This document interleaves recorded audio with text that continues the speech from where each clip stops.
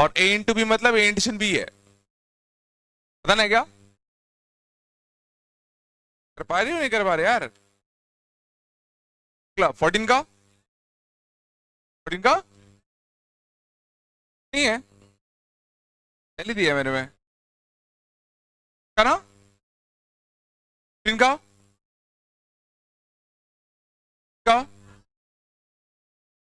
17 का नहीं, इन्हें बताए थे क्या, ये बताए थे नहीं बताए थे रेंज वाले, मैक्सिमम पार्ट बता दिया था ना, हाँ ठीक है। 20 का चेन्नई, 18 हुआ, आउट है।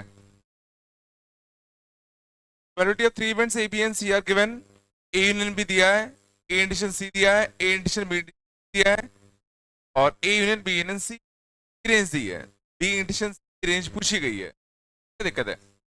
A union B union C, A union B union आएगा A plus PB plus BC, A plus PB plus C minus का पी ए इंटरसेक्शन बी। अब देखो पी ए यूनियन बी दे रखा है, P A union B will be equal to कितना, P A plus P B minus का P of A intersection B, यहां से P of A intersection B कितना निकल के आएगा 0.2। यहां देखो माइनस का P of A intersection B minus का P of B intersection C निकालना है, plus P of A intersection C minus का P of A intersection C plus A intersection B intersection C आया क्या, कितना देखने सोल्व करना, -0.2 से +0.2 कटता 1, 1.5, 1.5 माइनस 3 1.2 माइनस का P of B intersection C है ना। तो अब P of B intersection C समझ जाओ इक्वल टू क्या आएगा 1.2 माइनस का P of A union B union, तो क्लियर है। अब गौर करना, इसने क्या दिया है कि A union B union C हमेशा 0.85 से बड़ा है, ये चीज हमेशा 0.85 से कैसी है, बड़ी है। जरा गौर करो ये मैक्सिमम कब होगा, इसकी मैक्सिमम वैल्यू कब आएगी, जब ये कैसा होगा मिनिमम, और इसकी मिनिमम वैल्यू कितनी है 0.85, 1.2 माइनस का 0.85, तो इसकी मैक्सिमम वैल्यू तुम्हारी कितनी आ जाएगी 0.5।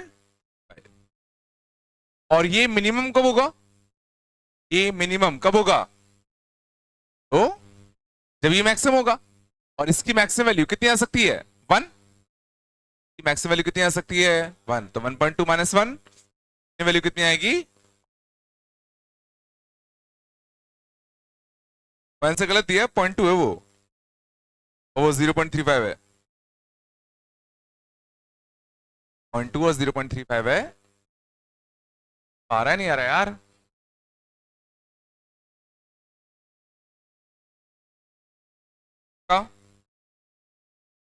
बेटे रहना लास्ट तक बस है ना। चलो शांत आगे तो बच्चे बोल लो 19 का 19 दिल्ली का 20 का नहीं होगा ना, नहीं है क्या, but that at least one of the events A and B happens is 5, at least one ना, probability of this simultaneous happening is 1/5, then P A bar plus P B bar। पहले बताओ 3/5 क्या है, 3/5 क्या है, हाँ ए बोलो, at least one of the events A and B happens, कोई एक हो जाए, ए यूनियन बी दे रखा है, ये और कुछ नहीं, क्या लिखा हुआ है A union B, A union B कितना अपना 3/5,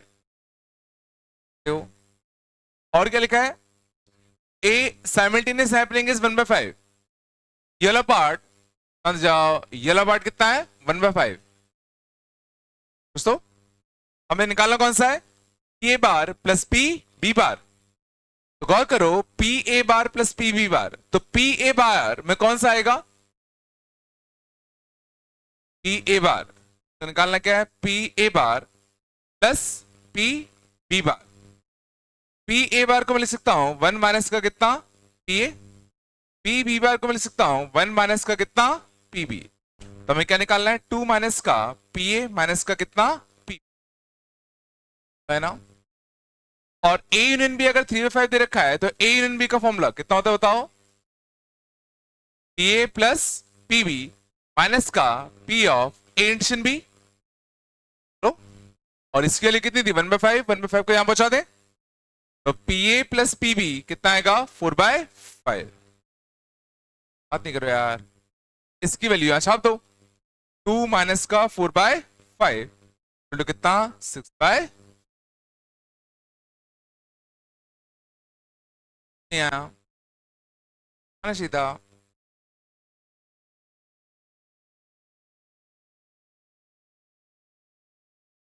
प्रोबेबिलिटी बहुत पढ़नी चाहिए, नहीं बट एडवांस में बहुत पूछते हैं, ठीक है। बहुत इजी आता है, कठिन भी नहीं आता, इजी भी नहीं आता, हाँ थोड़ा बताया। फिर आगे 22 का चेन्नई, 23 का, सॉरी सेम सेम है क्या, 21 का, 21 का आगरा, 22 का चेन्नई, 23 का नॉट करेक्ट पूछा है क्या, चलिए आएगा, पता नहीं क्या, पता नहीं क्या। 4 टिकट्स हैं, 112, 121, 211, 222, 112, 121, 211 और 222। EI इवेंट क्या बोला गया है, that ith digit on the selected ticket is 2. Probability of EI means ith digit हमारा क्या होना चाहिए, 2 होना चाहिए, है ना। ये 4 टिकट है, रैंडमली हम एक टिकट सिलेक्ट कर रहे हैं, क्या आप जैसे P even का मतलब क्या होगा बताओ, क्या मतलब होगा, probability that first digit is 2। EI उसने क्या डिफाइन किया, probability of EI is probability that the selected ticket has ith digit 2। जैसे PE1, तो अगर मैं इन चारों में से रैंडमली एक टिकट सेलेक्ट करूंगा तो टोटल तरीके सेलेक्ट करने के कितने हैं, 4। फेवरेबल केस क्या है, जब फर्स्ट डिजिट क्या होगा, 2, फर्स्ट डिजिट 2 के 2 तरीके, ऑफ इवन क्या आएगा, पी ऑफ क्या है,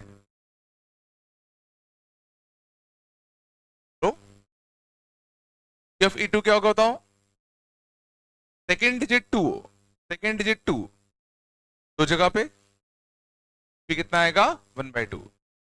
P of E3, E3 third digit 2 ये भी कितना आएगा, बट अपन को ये चेक करना है कि दोनों इंडिपेंडेंट है कि नहीं, तीनों। अब मुझे चेक करना पड़ेगा P of E1 intersection E2, ये इसके अंग्रेजी के रूप में क्या कहना चाहता है, E1 भी हो और E2 भी हो, मतलब फर्स्ट डिजिट 2 भी हो एंड सेकेंड डिजिट 2 भी हो, तो फर्स्ट डिजिट भी 2 हो और सेकेंड डिजिट भी 2 हो, ऐसे एक ही होगा। तो E1 इंटरसेक्शन E3 ये भी कितना आएगा, 1/4, और E2 इंटरसेक्शन E3 मतलब सेकेंड डिजिट भी 2 हो थर्ड डिजिट भी 2 हो, ऐसे एक ही में आएगा। अरे भाई, तो अगर तुम गौर करोगे तो PE1 into PE2 is equal to P of E1 intersection E2, ये दोनों आपस में डिपेंड है, ये दोनों आपस में डिपेंड होंगे और ये दोनों आपस में डिपेंड होंगे, ये पेयरवाइज इंडिपेंडेंट होगा। लेकिन अगर मैं E1 intersection E2 intersection E3 की अगर बात करूंगा तो इसकी प्रोबेबिलिटी कितनी है कि बताओ, फर्स्ट भी 2, सेकेंड भी 2, थर्ड भी 2, एक होगा 1/4। क्या ये P of E1 into P of E2 into P of 3 के बराबर है क्या, डिपेंडेंट नहीं, लेकिन ये पेयरवाइज इंडिपेंडेंट होते। आगरा बॉम्बे चेन्नई दिया था, दिल्ली इनकरेक्ट आता, इनकरेक्ट अपन पूछा गया है, सर दिल्ली होगा।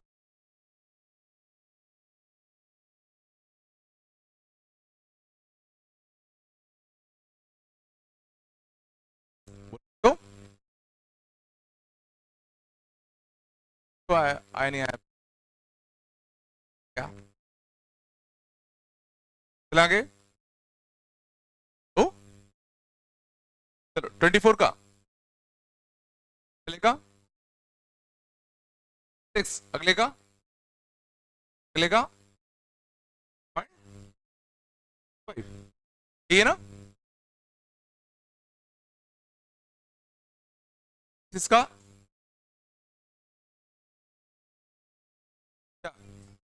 डिपेंड आया नहीं आया, डिपेंड नहीं आया कि तुम्हारा नहीं आया, नॉट इंडिपेंडेंट आया ना,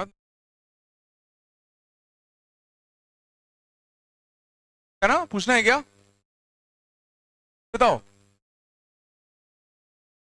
चलो 26 का बाय 7 बाय 7 ये अलग सबका करते भाई। हाँ इसका इसका 25 नहीं आया। 5 different marbles are placed in 5 different boxes randomly. Find the probability that exactly 2 boxes remains empty. हो गए,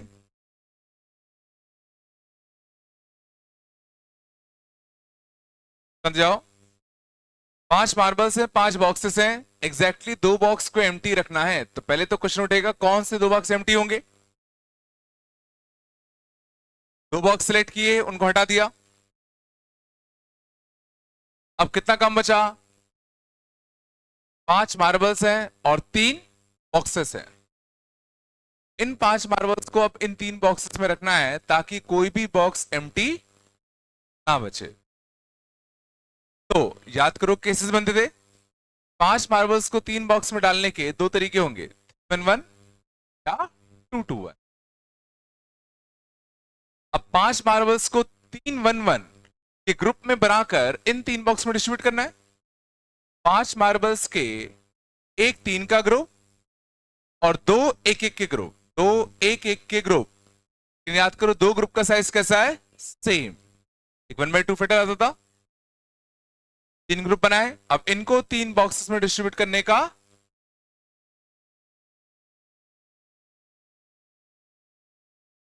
5 मार्बल्स के 2-2 1 के ग्रुप बनाने, 5 मार्बल्स के 2-2 के 2 ग्रुप और 1-1 का ग्रुप, बट 2 ग्रुप का साइज अभी कैसा है, अब 3 ग्रुप बन गए, इनको 3 बॉक्स में डिस्ट्रीब्यूट करने का 3, तो सॉल्व करते थे तो 150 आता था, आ चुका है ये,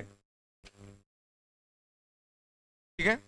और टोटल तरीके 5 मार्बल्स को डालने के, एक ऊपर 5C2 भी था ना, कौन से 2 बॉक्स खाली रहेंगे, नीचे टोटल तरीके 5 मार्बल्स को 5 बॉक्स में डालने के, तो पहले मार्बल के डालने के कितने ऑप्शन थे, 5, अगले के भी कितने थे, 5, कितना आएगा 5 की पावर, नीचे 5 आएगा। पहले मार्बल को डालने के 5 तरीके, सेकंड मार्बल को भी डालने के 5 तरीके, टोटल तरीके अगर बात करें दोस्तों, ठीक है ना। तो 5C2 कितना होता है 10, 5 इंटू 2, 2 5 तो कटते, 5 का 3 5 3 5 कटते, 5 कटते तो 25 से जाएगा तो कितना जगह 6 2 12, कितना जाएगा 5 का क्यूब, 5 का स्क्वायर, 12/25।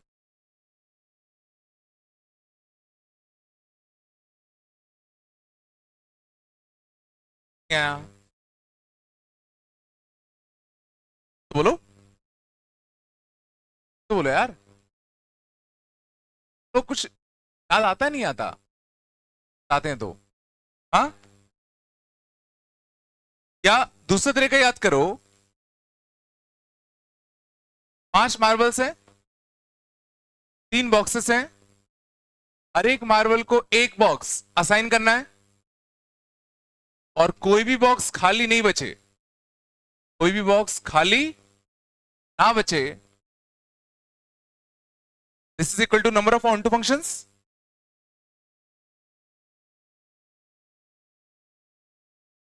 ऑन टू फंक्शन होता था 5 एलिमेंट्स को 3 से कनेक्ट करना है और कोई भी खाली नहीं बचना चाहिए, सारे के सारे यूज हो जाए, तो number of onto function. और ऑन टू फंक्शन का फॉर्मूला याद है, इसके पास कितना ऑप्शन है, 3, इसके पास भी 3 की पावर 5, इसमें से एक कम करो, 3c 1 power 5 plus 3c 2 power 5, solve करोगे तो इट्स हो जाएगा।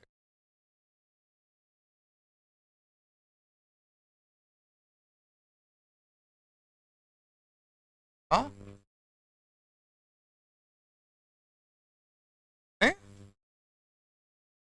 पहुंचे 28 का,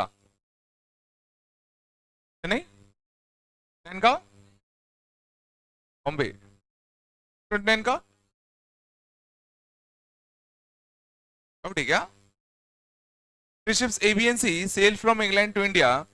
The ratio of their arriving safely are this. What is the probability that all the ships arrive safely? तो मल्टीप्लाई कर दो, क्या पहले शिप के सेफली अराइव करने की प्रोबेबिलिटी 2/7, अगले के 3/10, अगले का 6/17, आंसर आएगा।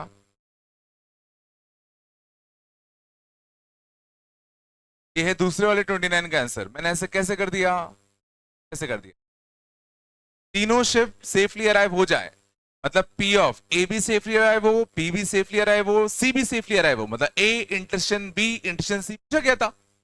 और चूंकि मुझे समझ में आ ही रहा है कि भाई 3 शिप अगर सेल करेंगे तो एक अगर डूब गया तो दूसरा डूबेगा या नहीं डूबेगा, वो इंडिपेंडेंट होना चाहिए।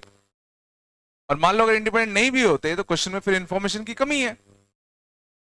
दो चीजें होंगी देखो, या तो इंडिपेंडेंट होगा या इंडिपेंडेंट नहीं होगा। अगर मान लो इंडिपेंडेंट नहीं होता फिर तुम P of A intuition B intuition से कैसे निकालोगे? तो वैसे पी ए पी बी और पीसी दिया है सेट में, मैं सोचो 3 चीजें दे दी, ये दे दिया, पीबी दे दिया, पीसी दे दिया, तो क्या तुम ये निकाल लोगे? निकाल लोगे क्या? तुम्हें ये नहीं पता, ये नहीं पता, ये नहीं पता, फॉर्मेशन कम है तो बोनस होगा, अरे ना। क्या इंडिपेंडेंट होगा? इंडिपेंडेंट होगा तो डायरेक्टली मैं इसका answer P of A into P of B into P, क्या बोल रहा हूं?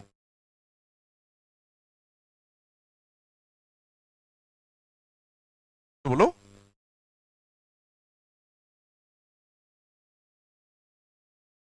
रेडी का, रेडी का डेली, रेडी वन का है का, रेडी लगा है मेरे में, चलिए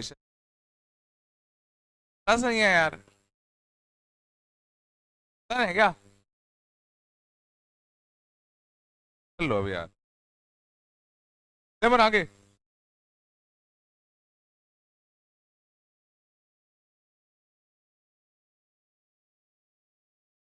क्या हुआ था लास्ट क्लास में? इवेंट इवेंट क्या हो गया था?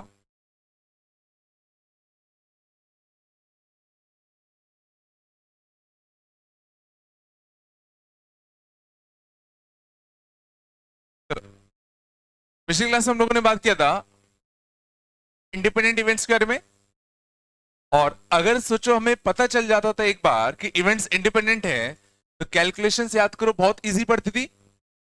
जितने भी इंटरसेक्शन होते थे उन सबको हम लोग डायरेक्टली मल्टीप्लाई में रिप्लेस कर सकते थे, तो लेकिन अगर यूनियन होता था तो फिर हमें फॉर्मूले का यूज करना पड़ता था या डिमॉर्गन्स लॉ का यूज करना पड़ता था, आया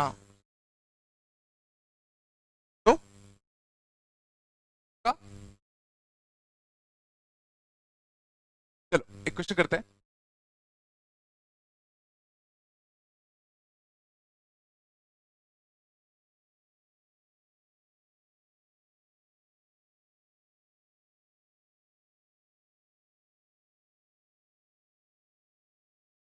ठीक है, which one, which two, which three,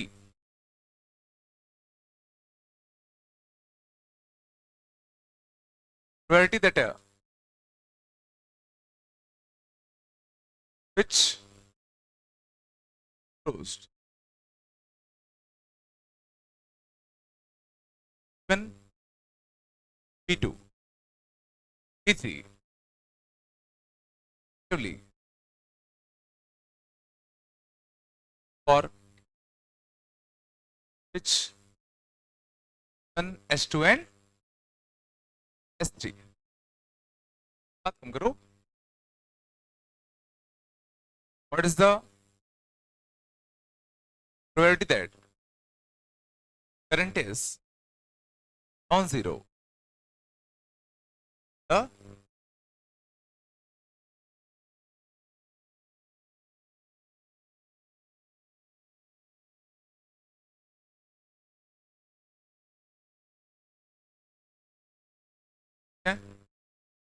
दोनों के क्लोज होने की प्रोबेबिलिटीज हमें दे रखी है P1, P2 और P3. क्या प्रोबेबिलिटी है कि करंट नॉन जीरो होगा सर्किट में? तो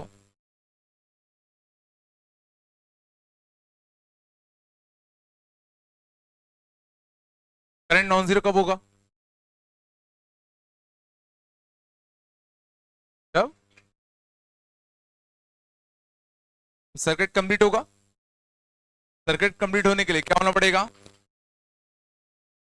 S1 को तो पक्का क्लोज होना पड़ेगा और S2 और S3 में से कोई एक अगर क्लोज हो जाए तो काम बन जाएगा. तो अगर मैं P of S1 लिखूं, this is the probability that switch S1 is close. S1 is same S2 के लिए, सेम S3 के लिए. बताओ सेट फॉर्म में क्या लिखूं ताकि इसमें करंट आए? S1 क्लोज होना चाहिए, S1 होना चाहिए क्लोज, एंड या तो S2 क्लोज हो या तो S3 क्लोज हो. सेट फॉर्म में क्या लिखूं बताओ? क्या लिखूं? S1 इज क्लोज्ड एंड या तो S2 क्लोज हो या तो S3. S1 क्लोज होना चाहिए एंड या तो S2 क्लोज हो या तो S3 क्लोज. आया, बाकी तो आसान है. हाँ? अब इसका आगे क्या करूं? चले. देखो एक तो तरीका है, मैं ब्रैकेट को देखो दोनों में बांट सकता हूं. ठीक है, तो बांटते तो क्या था बताओ? Of S1 intersection S2 union S1 intersection S3 आएगा. अब A यूनियन B का फॉर्मूला लगा दे. A यूनियन B का formula A plus B B minus का this intersection this S1 intersection S2 intersection S1 intersection S3. और ये सोच और कुछ नहीं, S1 intersection S2 intersection S3 लिखा हुआ है. पता ना क्या S1 और S2 का इंटरसेक्शन, ये S1 और S3 का इंटरसेक्शन, उन दोनों का इंटरसेक्शन मिलके क्या आएगा? तीनों का इंटरसेक्शन. नहीं, S1 और S2 का इंटरसेक्शन, S1 और S3 का इंटरसेक्शन, और इसका दोनों का इंटरसेक्शन कॉमन हिस्सा आया.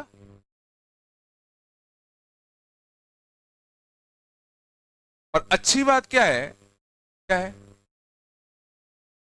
क्या है? तो स्विच का क्लोज होना आपस में कैसा होगा? Independent. P of S1 intersection S2 को मैं क्या लिख सकता हूं? P of S1 into P of S2. 1 into कितना? P. S1 इंटरसेक्शन S3 कितना आएगा? P1 इंटू कितना? P minus P1 into P2 into P. P1 into P2 plus P3 minus P2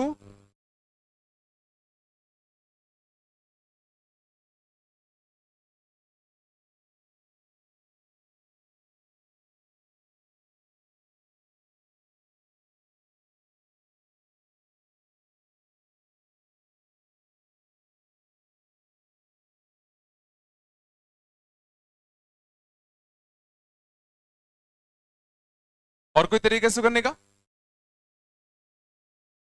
बताया था मैंने। याद करो, अगर तीनों इवेंट्स आपस में इंडिपेंडेंट हैं तो S2 S3 का कोई भी कॉम्बिनेशन S1 के साथ इंडिपेंडेंट होगा। S2 S3 का कोई भी कॉम्बिनेशन इंडिपेंडेंट होता ना। मींस ये चीज और ये चीज आपस में कैसे हैं, इंडिपेंडेंट। और अच्छी बात क्या है, इनके बीच में क्या है, इंटरसेक्शन। इस इंटरसेक्शन में किस में कन्वर्ट कर सकता हूं मैं, टू में डायरेक्टली इसको ले सकता हूं P(S1) into P(S2) union S3। और P(S1) क्या होता है, P1। और P(A) यूनियन B क्या आएगा, P(A) plus P(B) minus P(A) into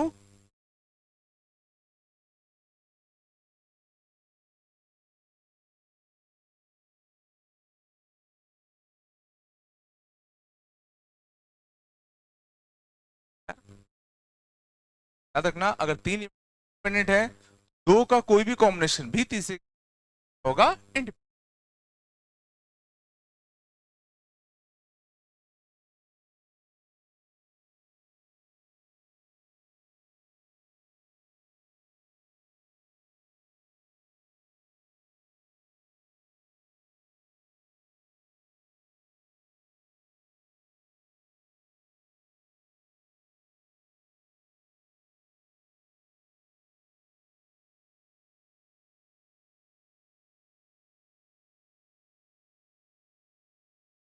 और चला, दिक्कत तो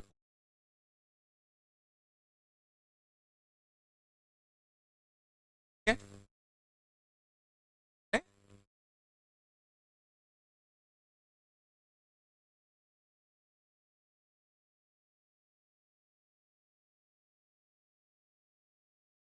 आज अपन इंपॉर्टेंट पार्ट करने वाले,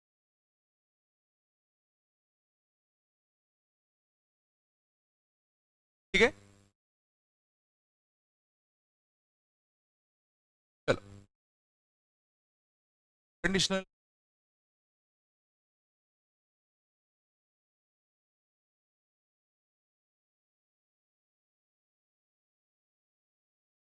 सबसे ज्यादा कंफ्यूजिंग होता है ये, अगर तुमने किया काफी आसान हो जाएगा।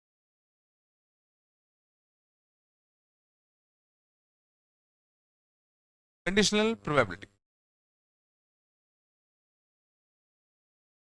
ये बेसिकली तुम्हारे कॉमन सेंस में तो होता है, बट जब तुम लोग मैथमेटिकली चीजों को करोगे तो तुम्हें नहीं समझ में। कॉमन सेंस बताता हूँ कैसे। मान लो दो यूनिवर्स है, दो यूनिवर्स है, दोनों यूनिवर्स में हम लोग क्या कर रहे हैं, टेस्ट फेंक रहे हैं। पहले यूनिवर्स में मैंने टेस्ट फेंका, ठीक है। अगर 6 आया तो तुम, ठीक है। इस वाले यूनिवर्स में कुछ नहीं हो रहा, मैंने सिंपली डाइस फेंका। मैंने तुमसे कहा अगर 6 आया तो तुम, ठीक है। बेट कितने का लगाओगे, 1,000 का। 1,000 लगाओगे, मान लेते 1,000 रुपए तुम्हारे, मान लो 5,000 रुपए तुम्हारे। 1,000 लगाते हैं पहले, हम चांस जीतने के, चांस जीत के नहीं है। दूसरे यूनिवर्स में मैंने एक डाइस फेंका बहुत दूर, बहुत दूर फेंक। मैंने कहा जाकर देख के आओ कि 6 आएगी नहीं, है ना। 6 आएगा तो तुम दोगे। मान लो मैंने किसी,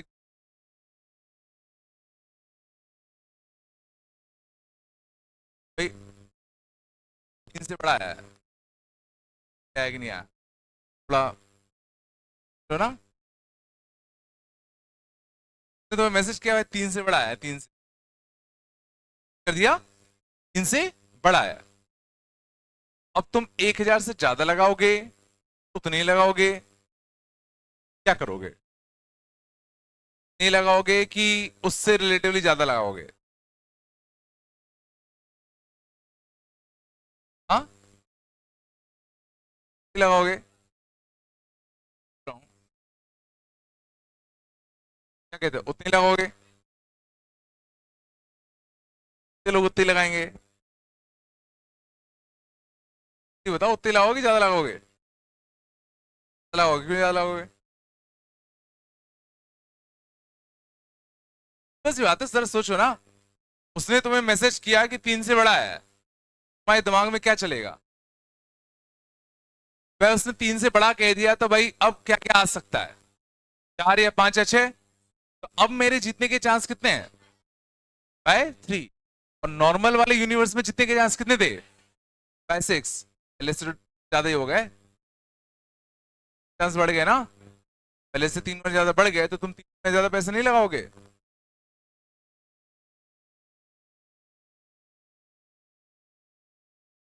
मैं क्या कह रहा हूं? इस यहां गौर करना, अगर हमें एक छोटी सी इंफॉर्मेशन अगर मिल गई, जैसे उसने कह दिया कि आउटकम इज ग्रेटर देन 3, हुआ क्या? पूरा जो सैंपल स्पेस था वो बदल गया। पहले सैंपल स्पेस क्या था? 1 2 3 4 5 6। उसमें फेवरेबल क्या था? 6। लेकिन अगर उसने एक एक्स्ट्रा इंफॉर्मेशन हमें दे दी, वह आउटकम इज ग्रेटर देन 3, ये अब हमें पता है, करना नहीं है, ये हमें पता है कि वह आउटकम 3 से बड़ा तो है ही है। सैंपल स्पेस जो नया बनेगा वो क्या बनेगा? 4 5 और 6। और इसमें हमारा फेवरेबल कौन सा है? 6। अब नेट प्रोबेबिलिटी कितनी आएगी? 1/। कंडीशनल मतलब यही होता है कि अगर तुम्हें एक छोटी सी कंडीशन अगर दे दी जाए, तो नई वाली प्रोबेबिलिटीज के साथ क्या होगा? आया? चलो, तो मान लो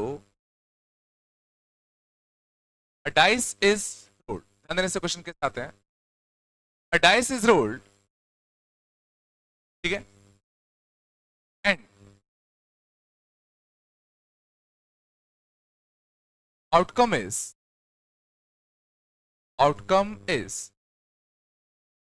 known to be within 3. What is the probability that? What is the probability that it is 6?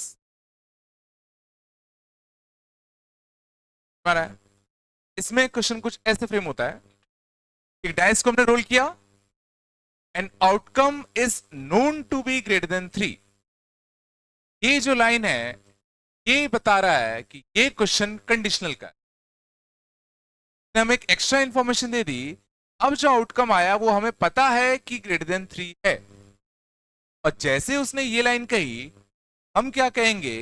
अब भैया जो मेरा सैंपल स्पेस होगा वो क्या होगा? 4 5 और 6। अब क्या क्या आ सकता है? और इसमें से फेवरेबल हो जाएंगे 6। तो टोटल सैंपल स्पेस और ऊपर favourable, now probability will buy.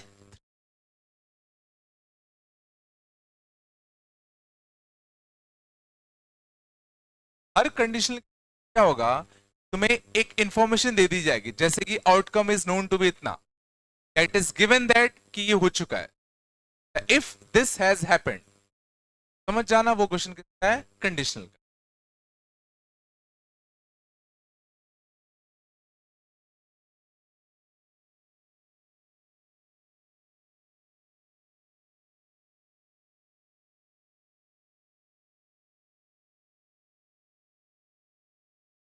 तो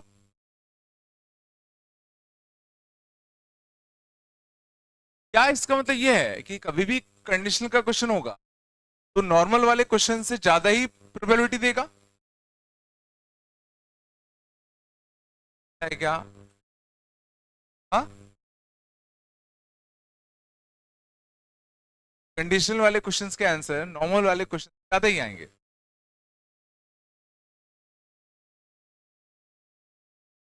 नो, नहीं आएंगे। चलो, मान लो हमने डाइस को रोल किया, if it is known that,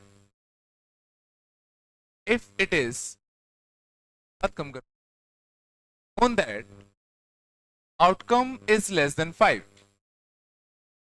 outcome is less than 5, what is the probability that it is, what is the probability that it is 6? मैंने बहुत दूर डाइस फेंका, 6 आया तो तुम जीते। मैं दोस्त ने मैसेज कर दिया भाई 5 से छोटा आया है, तुम कितने का वेट लगाओगे? तो वेट लगाओगे कि अब सोचो सैंपल स्पेस तुम्हारा क्या हो चुका है, उसने जैसे ही कहा 5 से छोटा आया है, भाई या तो 1 आया होगा या 2 या 4। अब तुम्हारे फेवरेबल कौन से होते? हमारा फेवरेबल का 6 था, क्या वो सैंपल स्पेस में है क्या? तो ये है ही नहीं ना, नो फेवरेबल। अब तुम्हारी सोचो प्रोबेबिलिटी क्या हो जाएगी?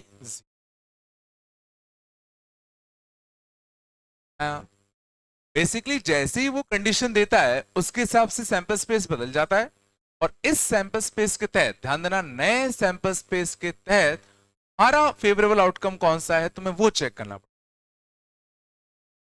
बहुत इंपॉर्टेंट, नए सैंपल स्पेस के हिसाब से तुम्हारे फेवरेबल आउटकम्स क्या हैं तुम्हें वो चेक करने पड़ेगा।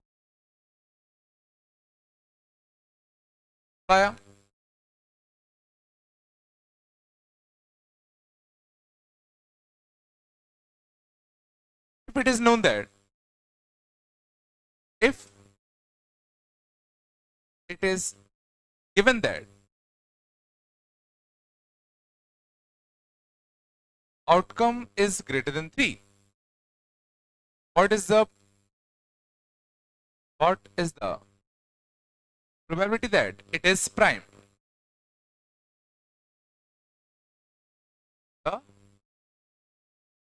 probability that it is prime. आ रहा है तो ना, अब अगर आउटकम ग्रेटर देन 3 है तो आउटकम क्या हो सकता है? 4 या 5 या 6। अब इसमें से हमारे फेवरेबल सिर्फ 5 ही तो होगा। हाँ, प्राइम वाले तो बहुत सारे थे, 2, 3 और 5 तीनों होते। बट हमें क्या करना है, इस ये जो नया सैंपल स्पेस बना उसमें से फेवरेबल कितने हमारे पास, नया सैंपल स्पेस बना उसमें से हमारे पास नए फेवरेबल आउटकम्स क्या होंगे तो चाहिए।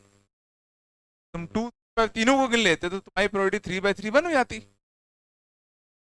आ रहा है नया सैंपल स्पेस तो यहां पे नया फेवरेबल आउटकम्स आएंगे, आएगा 1/।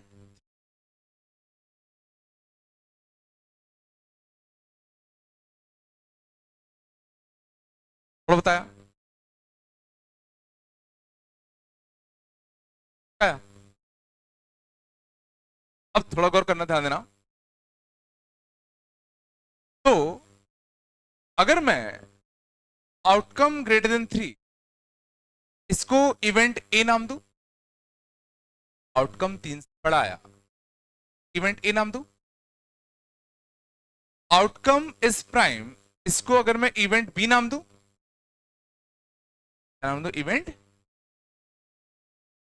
जरा बताओ क्या मैं इस 1/3 को लिख सकता हूं 1/6 बाय 6, हो ना? ठीक है, बाय 6 बाय 6।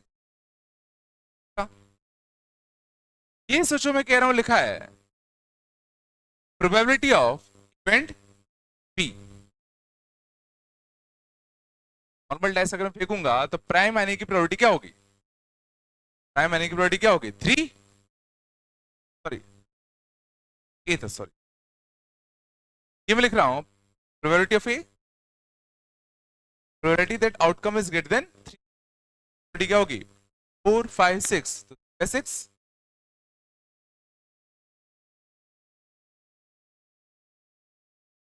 ये 1/6 क्या होना चाहिए? 1/6 क्या होना चाहिए? 1/6 में देखो सिर्फ 5 आया, 5 कब आएगा? जब आउटकम प्राइम भी है, सॉरी जब आउटकम ग्रेटर देन 3 भी है एंड प्राइम भी है। अब सोचिए 5 आता ऊपर क्या आएगा? 10। कुछ अच्छा लिखा हुआ है?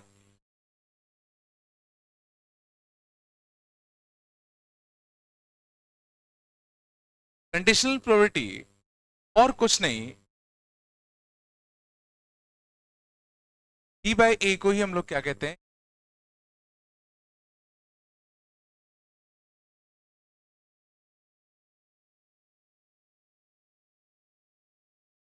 ये क्या था, P of A, probability that outcome is greater, और ये क्या था, probability that outcome is prime if it is known that outcome is greater.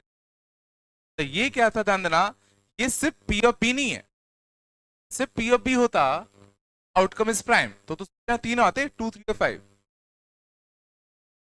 यही है कि ये P of B नहीं लिखा, P of A इंटर,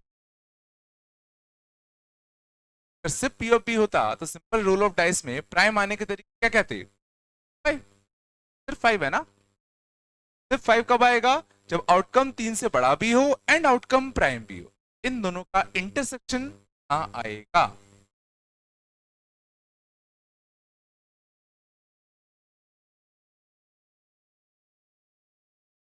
तो, और सबसे इंपॉर्टेंट ध्यान देना, मैंने नीचे 5 6 लिया है दोनों में, तो मतलब क्या है, अब ये जो हम प्रोबेबिलिटी लिख रहे हैं ये नॉर्मल प्रोबेबिलिटी है, अब ये कंडीशनल वाला क्वेश्चन नहीं रहा, तो हमने क्या है, एक नॉर्मल डाइस को रोल किया, ये 6 आउटकम होते ना, नॉर्मल जो एक्सपेरिमेंट होता ये उसकी प्रोबेबिलिटी है, ये भी जो नॉर्मल एक्सपेरिमेंट होता उसकी प्रोबेबिलिटी है, तो मैं सैंपल स्पेस पूरा पूरा ले पा रहा हूं,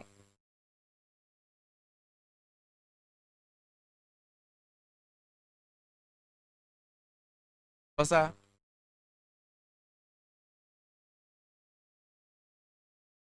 ये देखा basically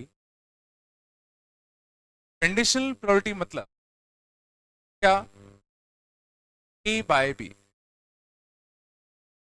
P of A by B is basically क्या, probability of happening of A, probability of happening of A if has already occurred.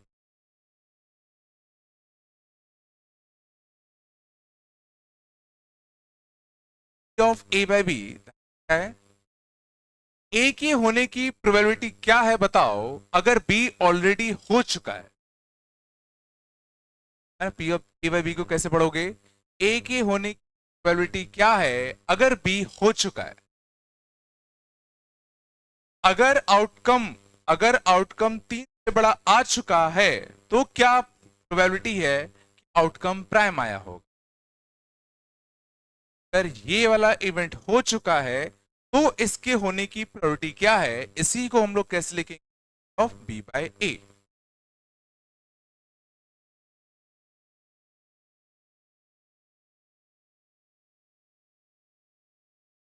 एक तरीका हम लोगों ने कंडीशनल प्रोबेबिलिटी को सॉल्व करने का सीखा, जैसे ही तुम्हें ये पता चले कि भाई क्या चीज हो चुकी है उसके हिसाब से हम लोग नया सैंपल, अब उस नए सैंपल स्पेस के तहत जो तुम्हारे फेवरेबल आउटकम्स होंगे लिखेंगे, नई प्रोबेबिलिटी फाइंड कर लेंगे, ये था। हाँ, और एक और तरीका, तो सोचो हमें पता ही है P of A by B क्या होता है अपना, क्या होता है अपना, P of A and B upon, दूसरा तरीका तुम्हारे पास, क्या तुम्हारे पास दो तरीके हैं, थोड़ा सा कंफ्यूजिंग था, पहला तरीका समझ में आया, नया आउटकम मिला, तुम्हें पता है आउटकम क्या है, इस हिसाब से नया सैंपल स्पेस सोचो, उस नए सैंपल स्पेस के तहत ऊपर का फेवरेबल आउटकम सोचो, आंसर लिख दो, या इस फॉर्म में लिखो, फिर इसकी वैल्यू निकालो, इसकी वैल्यू निकालो,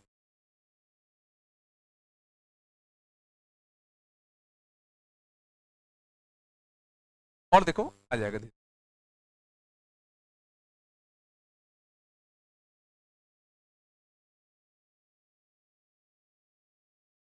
अलग होता, कॉइन्स आर टॉस्ड,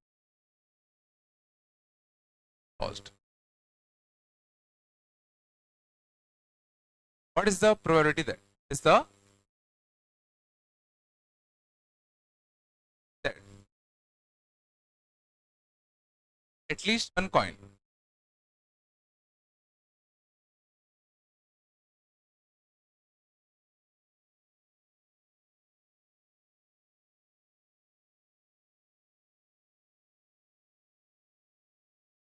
पहला होता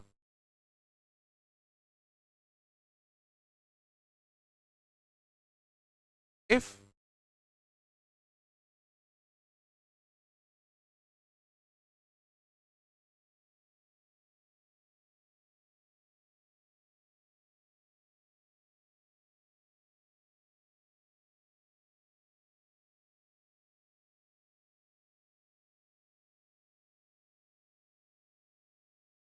पहले कैंसिल coins को हमने फेंका what is the probability that at least one coin goes head no condition sample space कितने होंगे 8 होते थे फेवरेबल कितने होते थे 7 मेरे हिसाब से याद होगा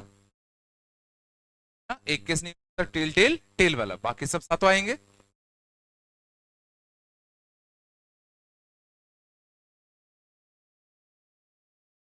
दूसरा क्वेश्चन क्या समझ में आ रहा है कंडीशनल का है आ रहा है कंडीशनल का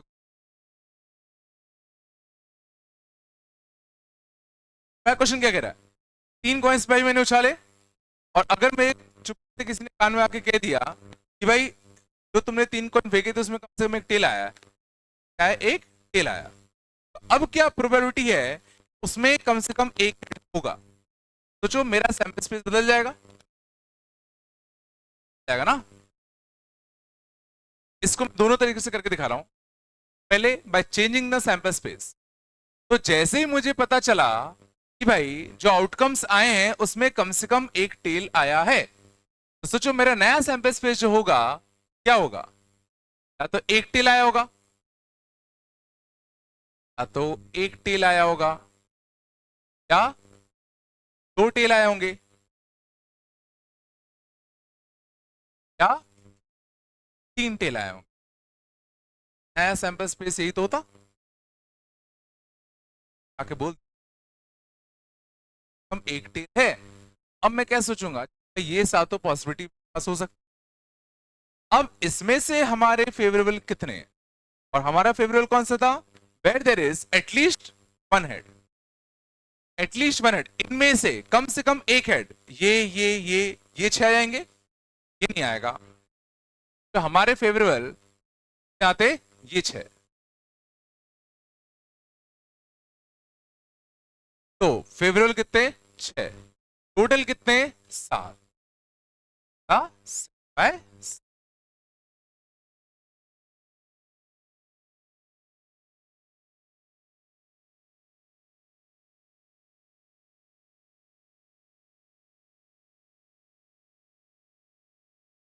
ये हमने क्या किया सैंपल स्पेस को बदला सोचा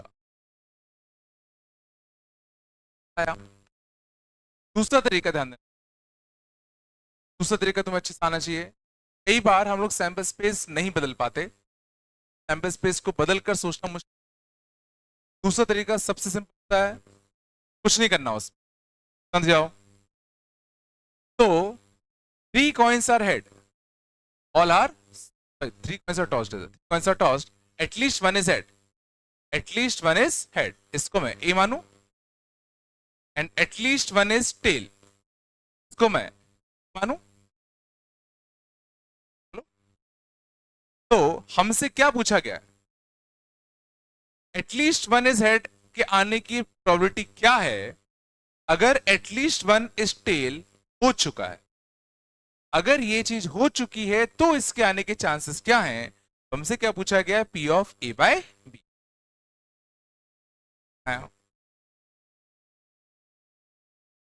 और इसके बाद ये तो हमें पता ही होता है कि ये क्या होता है P of A intuition B upon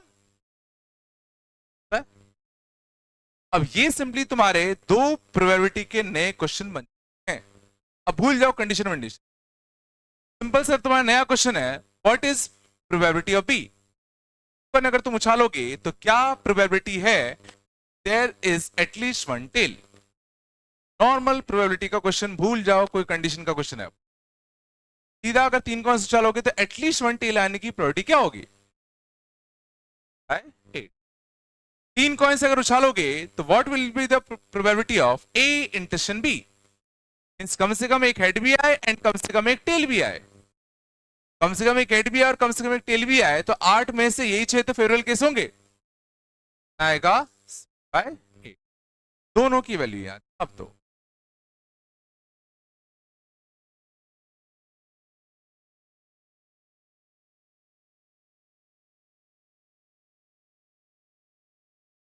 एक बार तुमने ये लिखा फिर ये लिखा, ये सिंपली दो क्वेश्चन बन जाए, कोई कंडीशन नहीं लगाना, पर नॉर्मल प्रोबेबिलिटी के क्वेश्चन है, तभी तो देखो मैं नीचे सैंपल स्पेस में 8 ले रहा हूं, कोई सैंपल स्पेस यहां चेंज नहीं कर रहा, बहुत इंपॉर्टेंट, यहां मैं कोई सैंपल स्पेस नहीं चेंज कर रहा, तो नॉर्मल क्वेश्चन। अगर तुम सैंपल स्पेस चेंज कर रहे हो तो फिर ऐसे करने को, दोनों मिक्स मत कर, मैं ऐसे भी लिख दिया फिर सैंपल स्पेस भी चेंज कर आया।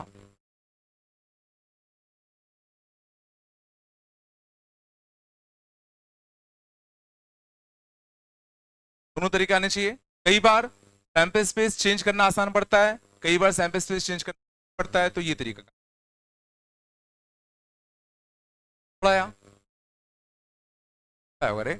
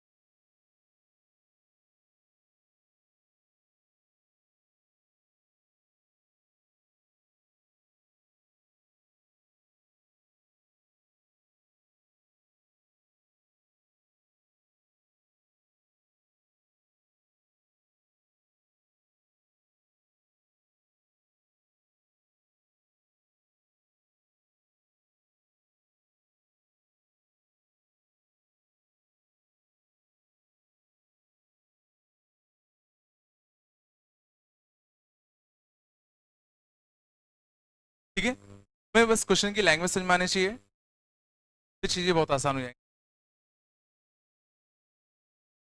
From a pack of 52 cards a card is lost, card खो गया, फिर हमने उसमें से एक पत्ता निकाला, पहला क्वेश्चन है what is the probability that that it will be king, पहला पार्ट कैसे करोगे, पहला पार्ट क्या कंडीशनल का क्वेश्चन है क्या, पार्ट कंडीशन है कि नहीं है, हाँ हाँ है, तो उसमें क्या कंडीशन क्या चीज हो चुका है,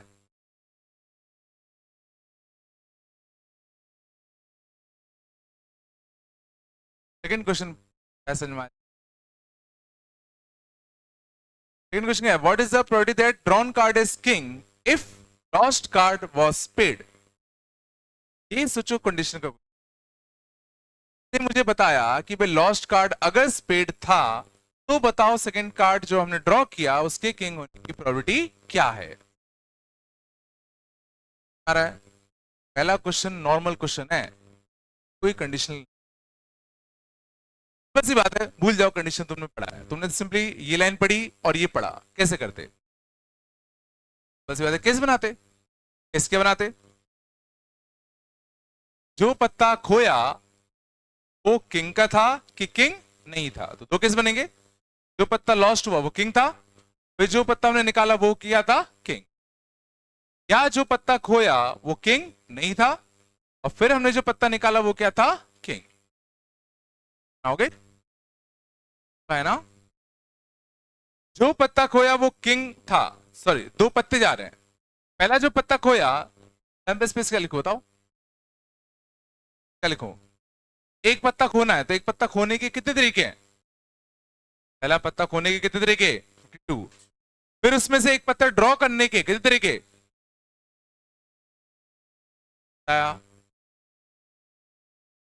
बावन तरीके थे। एक पत्ता निकालने के 51 तरीके।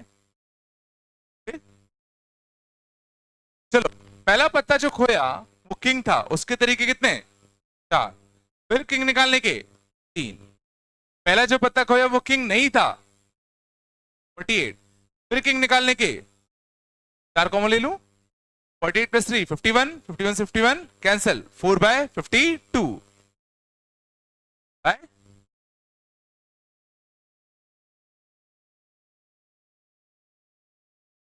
क्या 1/13 आना चाहिए था?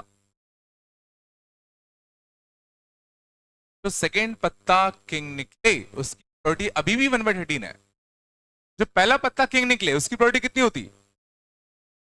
13। तो सेम क्यों है?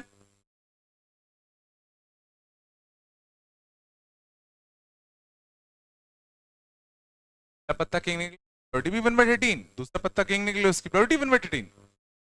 कैसे? कैसे?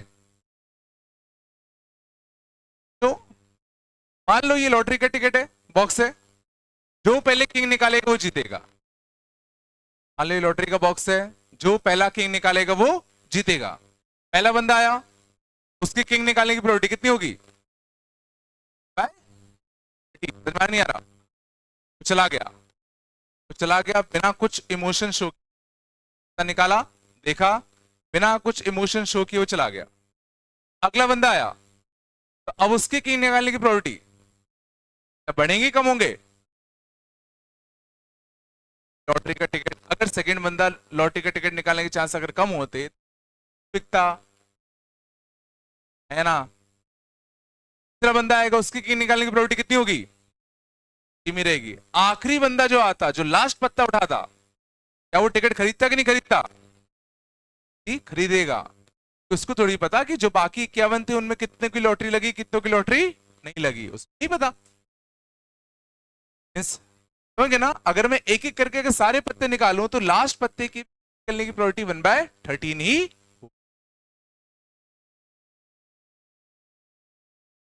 लेकिन सोचो जो पहला बंदा आया होता उसने पत्ता निकाला होता और भयंकर खुश हो गया होता, भयंकर खुश हो जाता, और पीछे वाला बंदा खड़ा है वो देख रहा है, खड़ा है उसको देख रहा है जो दूसरा टिकट निकालना है, फिर क्या दूसरा वाला बंदा टिकट लेगा? टिकट नहीं। कि अब उसको पता चल चुका है कि भाई इसके जो लॉटरी लगी चुकी है, कि मैं क्यों बेवकूफ बन के दूसरा टिकट खरीद आ रहा है। और समझ में आ रहा है? यहां मैंने क्या किया, एक एक्स्ट्रा इंफॉर्मेशन दे दी कि if it is known that first drawn card was king, what is the probability that second drawn card will be king? ये पक्का कम हो जाए।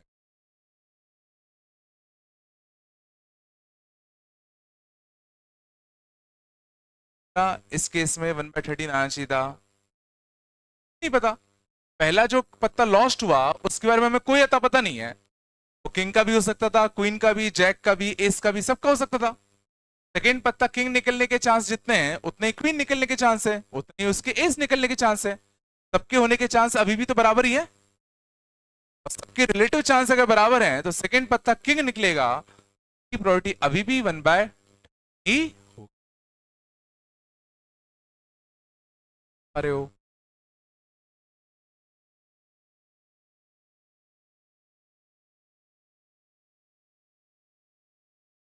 सेकंड का answer.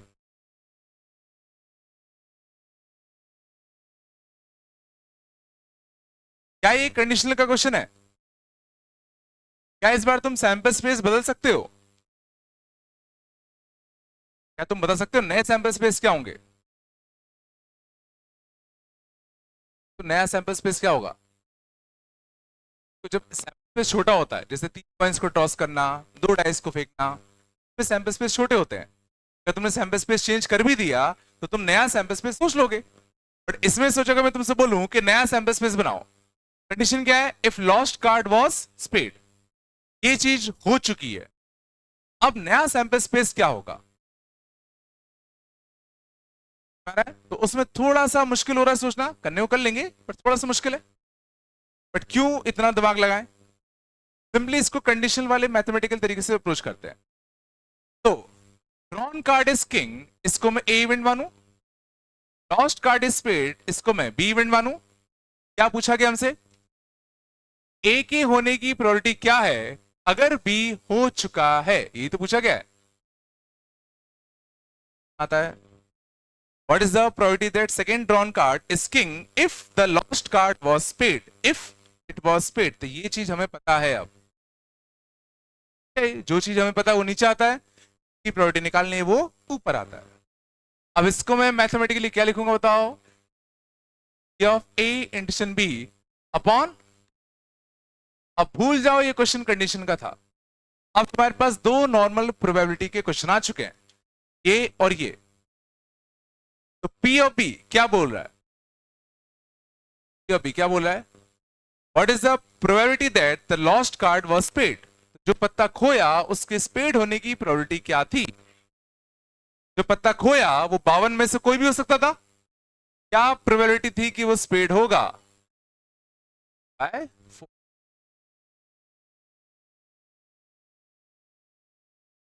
P of A intersection B, Hindi करो, ये क्या कहना चाह रहा है? ए एंड बी दोनों होने चाहिए, मतलब लॉस्ट पत्ता स्पेड का भी होना चाहिए एंड फिर ड्रॉन पत्ता किंग का भी होना चाहिए। लॉस्ट पत्ता स्पेड का भी हो एंड ड्रॉन पत्ता किंग का भी हो। इसकी प्रोबेबिलिटी कैसे निकालोगे? भूल जाओ, कंडीशन का क्वेश्चन है, नॉर्मल क्वेश्चन है। एक पत्ता निकाल रहे हैं फेंका, दूसरा पत्ता निकाल रहे हैं, किंग होना चाहिए। पहला पत्ता जो निकाल रहे हैं वो स्पेड का हो एंड दूसरा पत्ता जो निकाल रहे हैं वो किंग का हो। इसकी प्रोबेबिलिटी क्या होगी? बनेंगे, पहला पत्ता स्पेड का है और किंग है, फिर दूसरा किंग आया। पहला पत्ता स्पेड का है बट किंग नहीं है, फिर दूसरा किंग करते। तो पहला पत्ता निकालने के 52 तरीके, दूसरा पत्ता निकालने के 51 तरीके। तो पहला पत्ता स्पेड का किंग निकालने का, फिर किंग निकालने का, पहला पत्ता स्पेड का नॉन किंग निकालने का, फिर किंग निकालने का। 48 थी 51, 51 से 51 कटा 1/, P of A by B कितना आएगा? 1/52 अपॉन 1/4, आंसर कितना आएगा?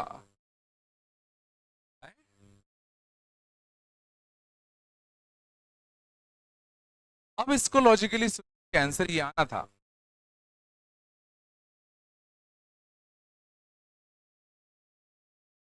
सोचो, वही गेम है, एक पत्ता उठाया, उठाया दिया, ना तुम्हें कुछ भी बोले। अब सेकंड पत्ता निकाल रहा हूं तो क्या प्रोबेबिलिटी है कि किंग होगा? 18। कि जो पत्ता मैंने निकाल के फेंका, मैंने उसके बारे में तुम्हें कोई इंफॉर्मेशन नहीं दी। इंफॉर्मेशन दी क्या अगले में क्या किंग निकलने के चांसेस बढ़ जाएंगे, क्या कम हो जाएंगे, क्या कुछ पता ही नहीं है। लेकिन सोचो अगली बार जब मैंने एक पत्ता निकाला पहला वाला, तुमसे बोल दिया कि भाई ये स्पेड है, क्या है? स्पेड, स्पेड बोला, फेंक दिया, तो अब तुम्हारे दिमाग में क्या कैलकुलेशन जाएगा? भाई स्पेड था तो स्पेड का क्या क्या हो सकता था? एस भी हो सकता था, 2 भी हो सकता, 3 भी हो सकता था, क्वीन भी हो सकता था, किंग भी हो सकता था, सब हो सकते थे। मीन्स अगला जो पत्ता मैं निकालने वाला हूं उसके एस निकालने के जितने चांसेस होंगे उतने क्वीन के होंगे, किंग के होंगे। सबके चांस अभी भी तो बराबर ही हैं। क्या किंग के निकालने के चांस बढ़ गए या कम हो गए क्या? क्या अभी भी किंग के निकलने के चांसेस तुम्हारे बन पाए नहीं? कि पहला जो इवेंट हुआ वो सबके साथ सेम व्यवहार कर रहा था, ने कोई पार्शलिटी नहीं करी एस और किंग के साथ। लेकिन सोचो अगले में चीजें खराब होंगी। अगर मैंने तुमसे पहला पत्ता निकाला और बोला फेस कार्ड है और फिर उसको फेंक दिया और फिर तुमसे बोलूं कि अगला पत्ता किंग हो, उसकी प्रोबेबिलिटी कितनी है? अब सोचो एस के निकलने के चांसेस ज्यादा होंगे, किंग के निकलने के चांसेस कम होंगे।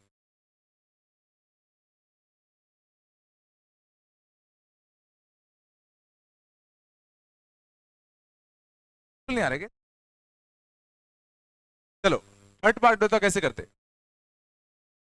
बट इस वाले तरीके से अप्रोच करें क्या? वापस से ड्रॉन कार्ड इज किंग, तो ए इवेंट मानते हैं। Drawn card is a face card, इसको बी इवेंट मानते हैं। What is the probability that the the drawn card is king if it is known that the lost card is a face card? ठीक है, drawn card king होने की probability क्या है अगर लॉस्ट कार्ड फेस कार्ड था? क्या लिखो बताओ, पर क्या आएगा? Drawn card is king and lost card was card, क्या आएगा? What is the probability that lost card is a,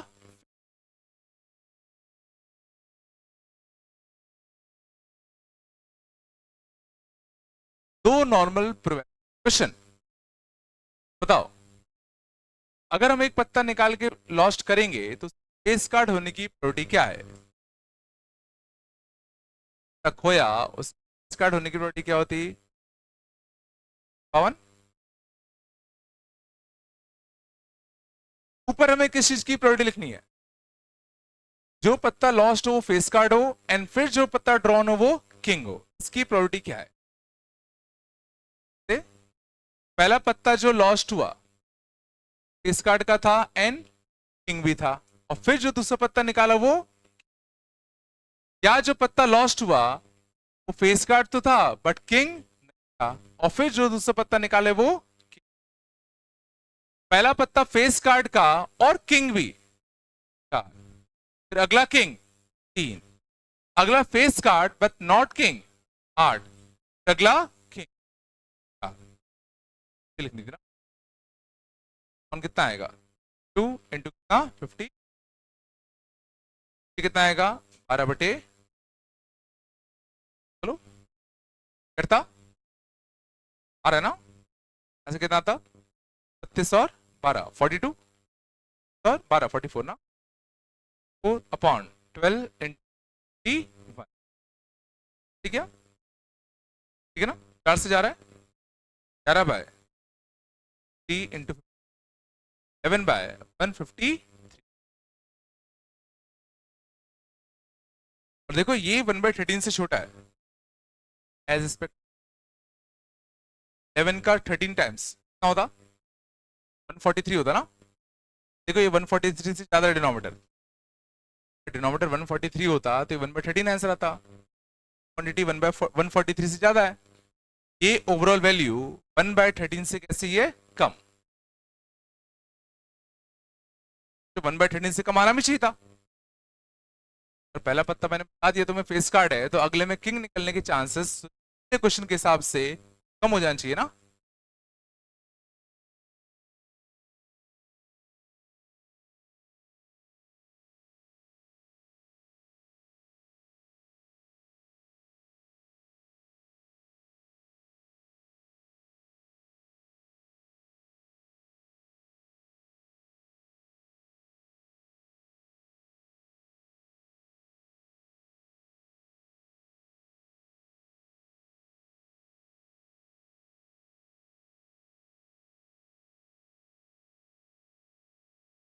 नहीं आ गया?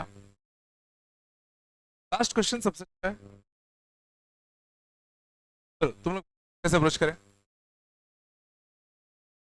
अरे समझ में आ रहा है? ये क्वेश्चन और ये क्वेश्चन में जमीन आसमान का अंतर है।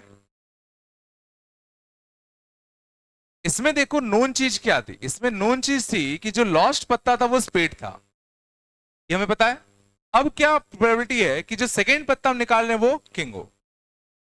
इसमें क्या इंफॉर्मेशन है कि जो हमने पत्ता निकाला सेकेंड ड्रॉ में वो हमें पता है किंग है। तो क्या प्रोबेबिलिटी थी जो पहला पत्ता था वो स्पेड था।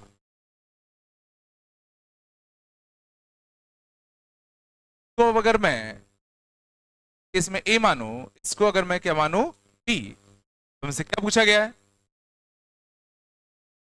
तो what is the probability that lost card is spade if drawn card is king?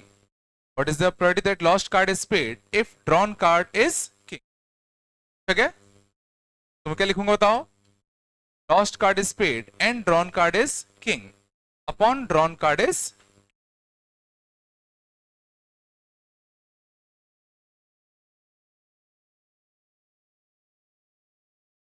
नीचे का आंसर, ठीक है आंसर। ड्रॉन पत्ता, जो सेकंड पत्ता हम ड्रॉ कर रहे हैं उसकी किंग होने की प्रोबेबिलिटी क्या होगी? जाना ना, जब हम इसकी बात कर रहे हैं तो ये नॉर्मल क्वेश्चन है। एक पत्ता निकाला, फेंका, फिर दूसरा पत्ता निकाला, उसके किंग होने के चांसेस क्या हैं? अब कोई कंडीशन नहीं बचा कि नॉर्मल की सेकंड पत्ता किंग हो, वो हम पहले भी निकाल चुके हैं। है? आज जब तुम स्टेज पे पहुंच जाते हो तो नॉर्मल प्रोबेबिलिटी का क्वेश्चन है, किंग होने की, ठीक है 1/13। पर क्या है, पहला पत्ता स्पेड का हो एंड दूसरा पत्ता किंग, कह रहा है पहला पत्ता स्पेड का दूसरा किंग का, टोटल तरीके कितने आएंगे?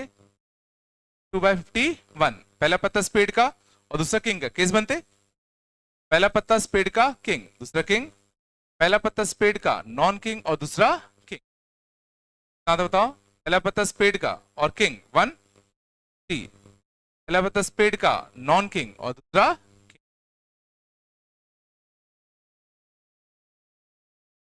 आएगा। 51 कटता कितना आता?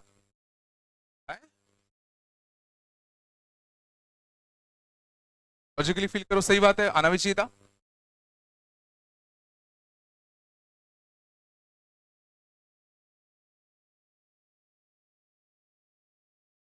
आना चाहिए था। अरे पहला पत्ता मैंने निकाल के साइड रख दिया, सेकंड पत्ता निकाला और तुम्हें मैंने बोला कि भाई ये किंग है, ये क्या है? किंग है। क्या सोचोगे? भाई किंग है तो किंग किसका हो सकता है?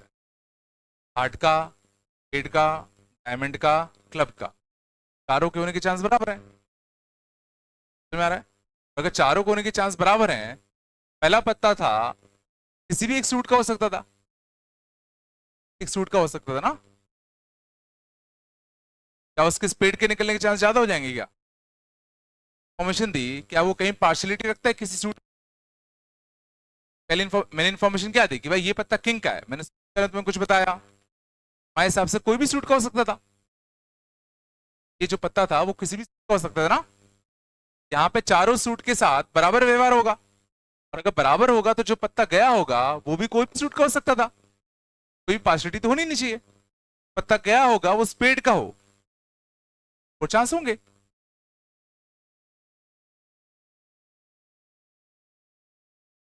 अंतर सोचो तब पड़ता अगर मैं तुम्हें बोलता कि जो सेकंड पत्ता है वो स्पेड का किंग है। हाँ तो देखो ये पत्ता स्पेड का किंग है। अब तुम्हारे दिमाग में क्या लगेगा कि जो दूसरा पत्ता निकला वो स्पेड का किंग निकला, स्पेड का किंग का जो पत्ता निकल रहा है उसमें स्पेड निकला। सेकंड पत्ता स्पेड कब निकलेगा? जब पहले पत्ते में पक्का स्पेड नहीं गया होगा। दिमाग कैसे सोचता है कि मान लो सेकंड पत्ता स्पेड निकला तो पक्का यहाँ स्पेड ज्यादा रहे होंगे ना, तभी तो स्पेड निकला। पहले पत्ते में पक्का स्पेड नहीं गया होगा, यहां स्पेड निकलने के चांसेस पक्का कम होते।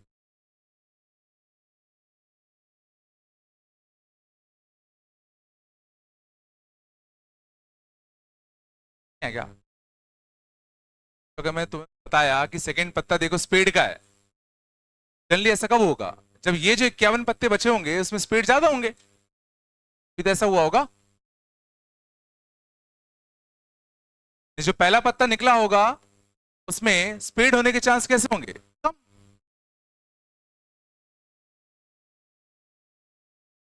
मान लो क्वेश्चन होता, what is the probability that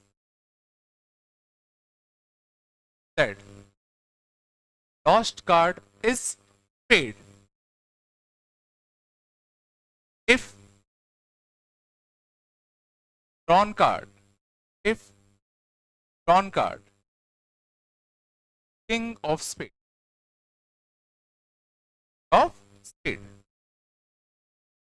अगर ड्रॉन पत्ता मैंने तुम्हें बता दिया किंग ऑफ स्पेड है, तो क्या प्रोबेबिलिटी थी कि जो लॉस्ट पत्ता था वो स्पेड का होगा? तो इस बार क्या पूछा गया है? If drawn card is king of spade, तो क्या प्रोबेबिलिटी है कि जो लॉस्ट पत्ता था वो स्पेड का होगा? पूछा गया। ऊपर क्या आएगा बताओ? Lost card is spade and drawn card is spade upon drawn card is king of.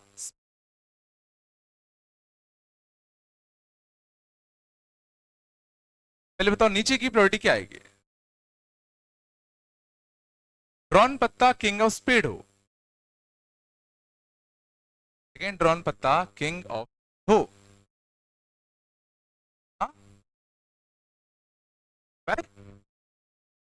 Even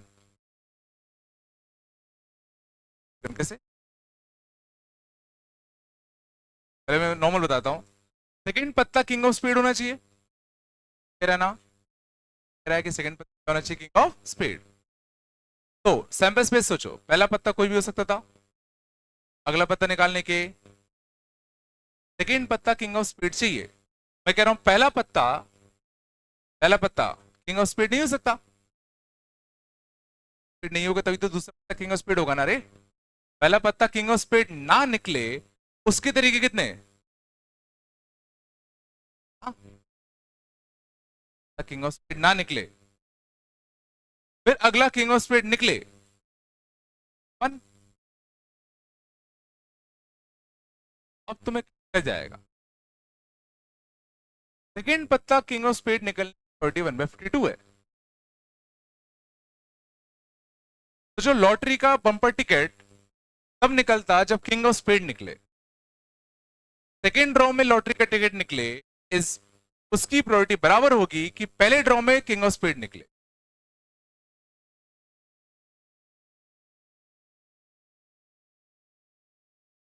मान लो अगर किंग का टिकट था, क्या प्रोबेबिलिटी है कि सेकेंड ड्रॉ में लॉटरी का टिकट निकले, इक्वल टू बराबर कि पहले ड्रॉ में लॉटरी का टिकट निकले। पहले ड्रॉ में जैकपॉट निकलने की प्रोबेबिलिटी क्या थी? ड्रॉ में किंग ऑफ स्पेड निकलने की प्रोबेबिलिटी क्या थी? 2। सेकेंड ड्रॉ में भी तो निकलने की 1/52 ही होगी, मिल जाएगा। क्वेश्चन, क्या लॉटरी के टिकट के चांसेस कम हो जाएंगे क्या सेकंड ड्रॉ में?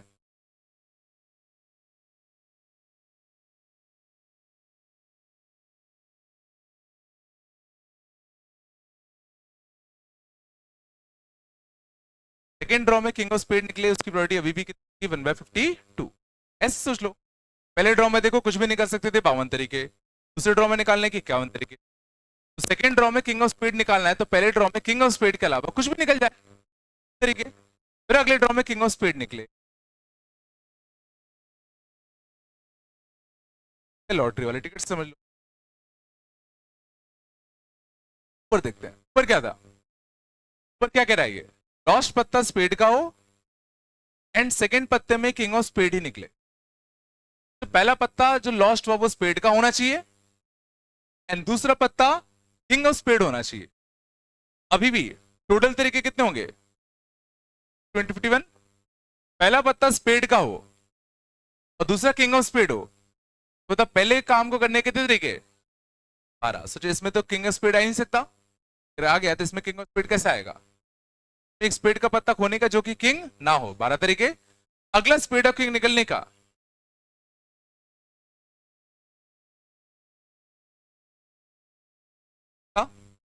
आता 12 बाय,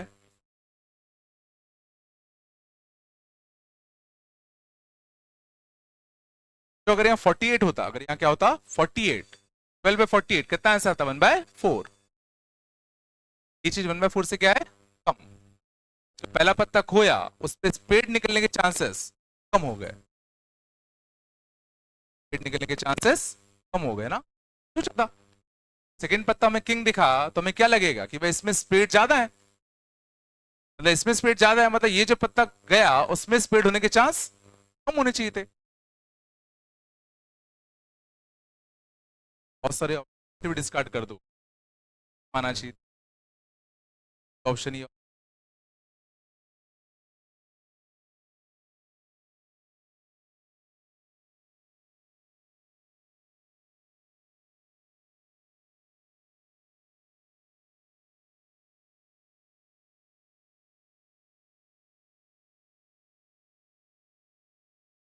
फंसाया।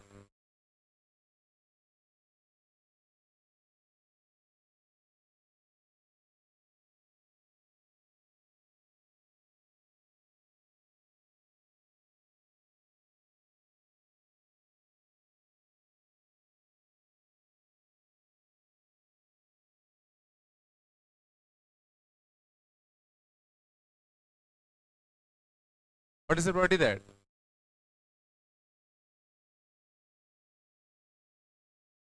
drawn card is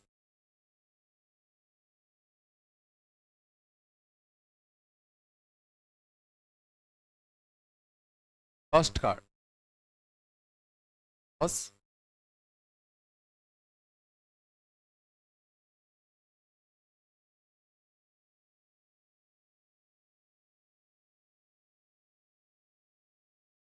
Probability that drawn card is a lost card was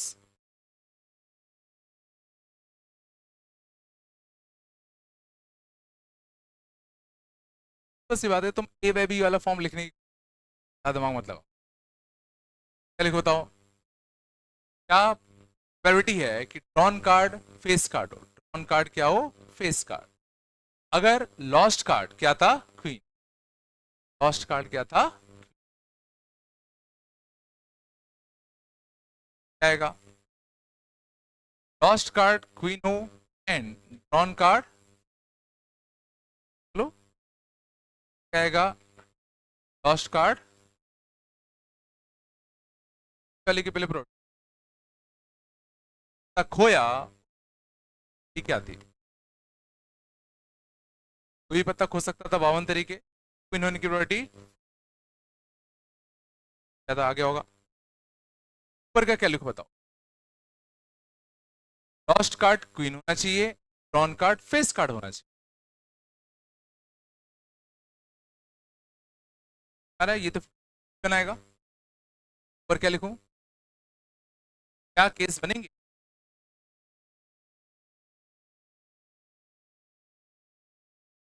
बनाओगे क्वीन है और वो फेस कार्ड है, क्वीन वो फेस कार्ड नहीं है,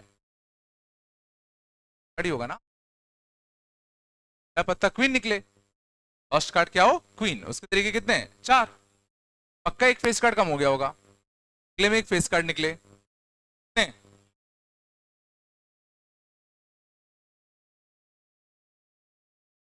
क्यों बनेंगे, क्या बनाओगे, क्या बनाओगे,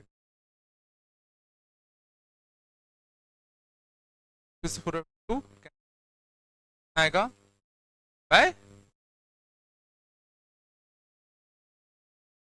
और इसको समझना तुम चेंज ऑफ सैंपल स्पेस से बड़े आराम से कर सकते थे, बता दो इसको हम अगर चेंज ऑफ सैंपल स्पेस से अगर सोचने की कोशिश, अच्छा भाई जो पत्ता गया वो किंग गया, क्वीन गया, चल गया, अब मेरे पास टोटल कितने पत्ते बचे होंगे, बचे होंगे 51, उसमें से फेस गार्ड कितने होंगे,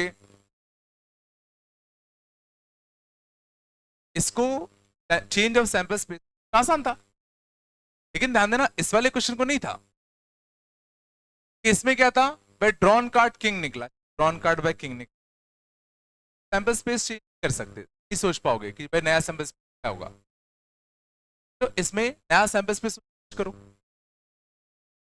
मुश्किल है।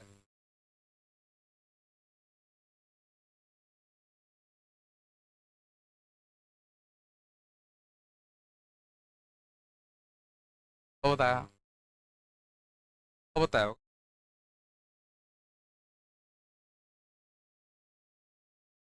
ठीक है, बहुत इंपॉर्टेंट करना है एनसीईआरटी। पहली एक्सरसाइज है ना,